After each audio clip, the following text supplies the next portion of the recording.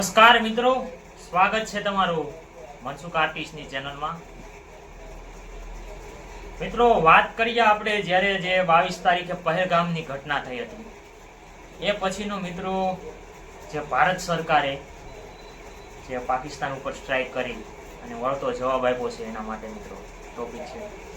તો મિત્રો, અત્યારે આપણે ટીવીમાં બોલી તો ટીવી સામે જોઈને બોલી તો બધું જઈએ કે આમ કરી લઈએ આમ કરીએ, પણ એ કરવું ને એ સાહેબ મુશ્કેલ છે।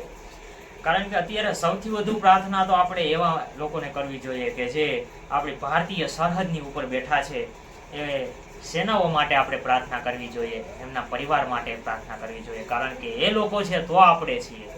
અને સરહદી વિસ્તારમાં જે લોકો છે અને સરહદ ઉપર જે સૈનિકો તૈનાત છે એ બધાનો દિલથી આભાર માનીએ છીએ મિત્રો।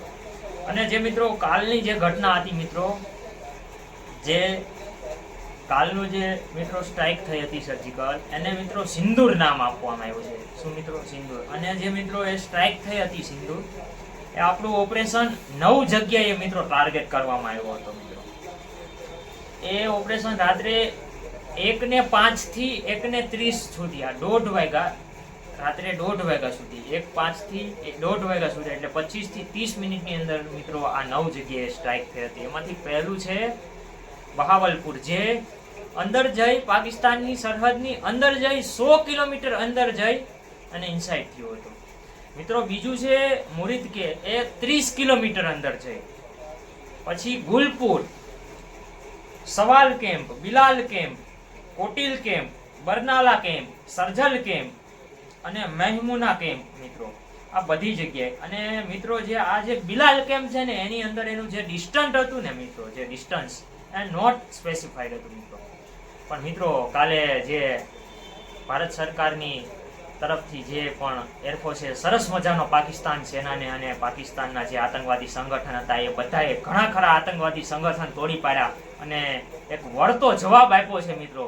એના માટે એક પ્રકારે જોઈએ તો ગર્વની વાત કહેવાય, પણ જે પહેલગામની અંદર જેટલા લોકો પણ શહીદ થયા હતા, ભગવાન એની આત્માને શાંતિ આપે એ પણ આપણે પ્રાર્થના કરીએ છીએ।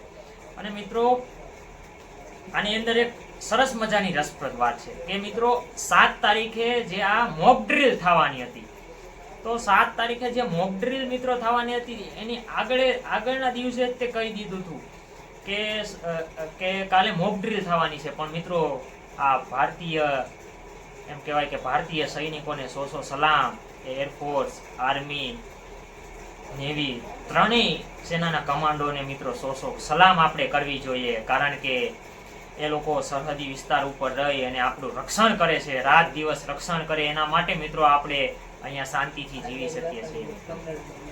અને મિત્રો આ બોલવું તો સહેલું છે, પણ કરીને બતાવવું ને સાહેબ એ અઘરું છે। અને મિત્રો આવા જ તે સરસ મજાના રસપ્રદ વિડીયો જોવા માટે મને એટલે કે મનસુખ આર્ટિસ્ટની ચેનલને લાઈક, શેર અને સબસ્ક્રાઇબ કરવાનું ભૂલતા નહીં। મળીએ છીએ નેક્સ્ટ વિડીયો।